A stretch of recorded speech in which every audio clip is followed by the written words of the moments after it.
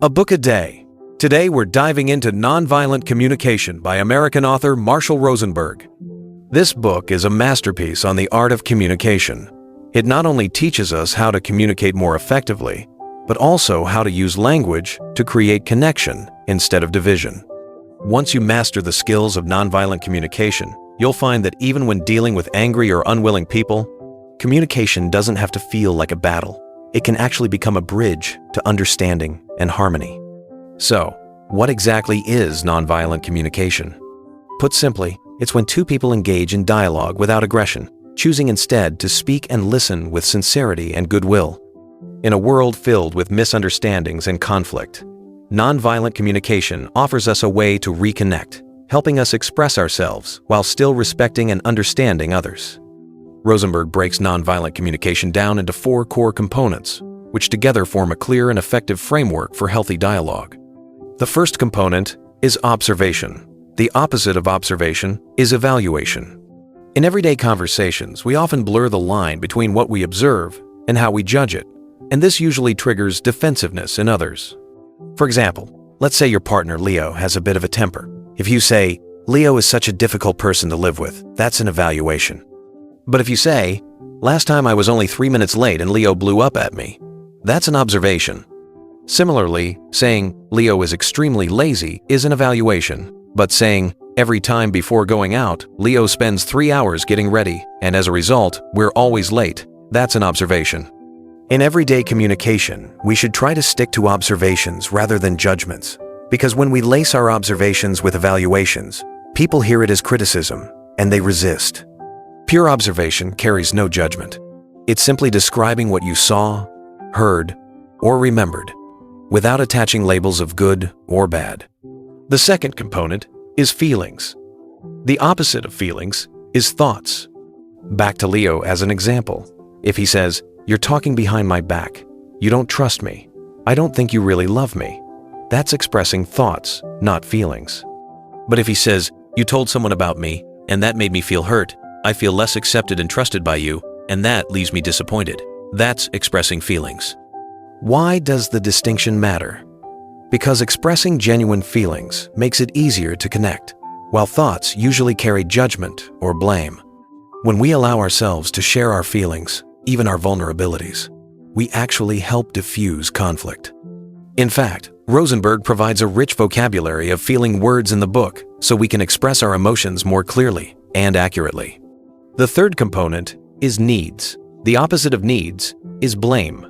For instance, after Leo expresses his frustration, if you respond, "If I told you directly, you'd just blow up, start an argument, and then give me the silent treatment. I can't say anything to you that's blame." But if you respond, "I worry that if I bring this up, you'll get angry, but sometimes I feel exhausted and I really need an outlet for my emotions," that's expressing a need. Blame is what happens when we're ruled by our emotions. It makes us either suppress ourselves or attack others.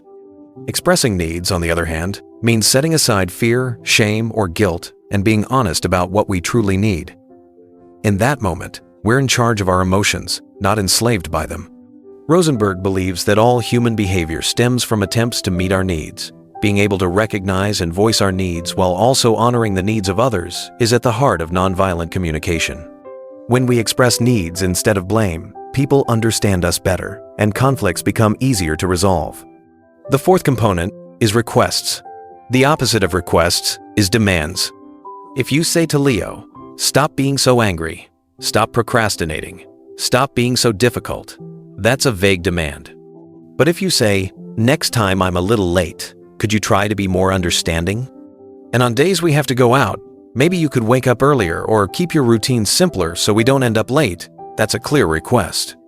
A good request should clearly state what we'd like the other person to do, rather than what we don't want them to do. It should be specific, doable, and actionable right now. When we make requests the right way, others are more willing to respond kindly. Rosenberg emphasizes that the difference between a request and a demand comes down to respect.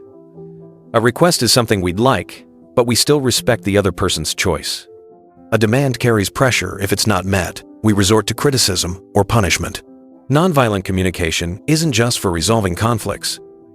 It's useful in every aspect of daily life.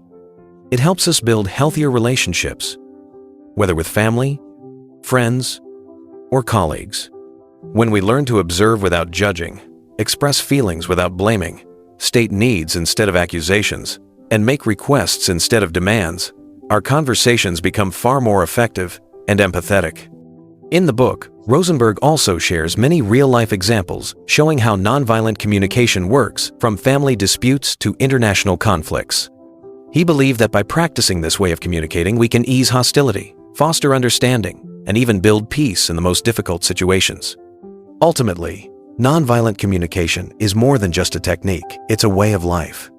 It teaches us how to stay connected with ourselves and others, how to express ourselves while respecting others, and how to seek common ground in conflict rather than division.